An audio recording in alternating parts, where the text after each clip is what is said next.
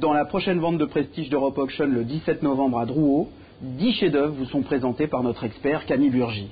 Le plus important des chefs-d'œuvre de cette vente est ce cabinet de Gaulle, donc d'époque Louis XIV, très important par sa taille, la qualité de la marqueterie et la conservation qui est parfaite.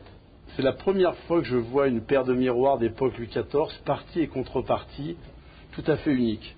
Cette petite table de salon de BVRB est un modèle bien connu. Le même modèle du même ébéniste a été vendu à New York $1,5 million et on le retrouve dans un tableau de François Boucher représentant Madame de Pompadour dans sa chambre. Nous savons qu'elle a appartenu à Madame de Pompadour et également à François Boucher.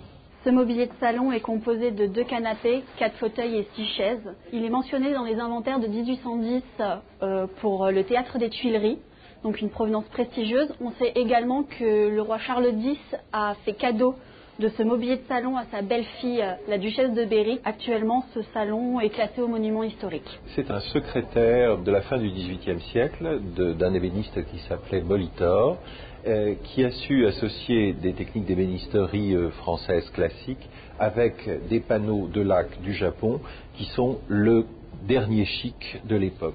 C'est un travail d'une extraordinaire virtuosité, y compris à l'intérieur. À l'intérieur, c'est du citronnier ondé. Ce sont des vases chinois du XVIIIe siècle en forme de double carpe.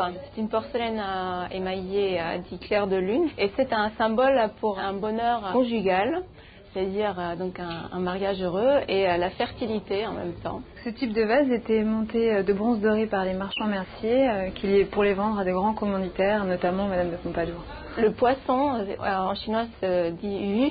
Et yu peut être aussi le trésor, le jade, donc c'est quelque chose de précieux.